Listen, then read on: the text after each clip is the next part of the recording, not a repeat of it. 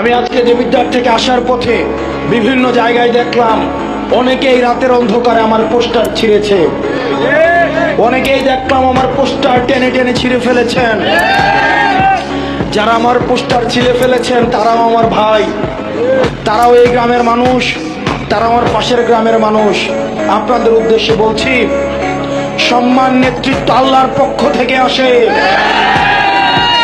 আল্লাহ যাকে সম্মান দেয়, আল্লাহ যাকে উপরে উঠায়, আপনারা পোস্টার ছিঁড়ে তাকে নামাইতে পারবেন না। হাসনাত হাও মাও করে কান্না করছে আর চোখ বেয়ে অঝরে পানি ঝরছে। কি ভাবছেন এটি কি কোনো খুশির কান্না? না, এটি কোনো খুশির কান্না নয়।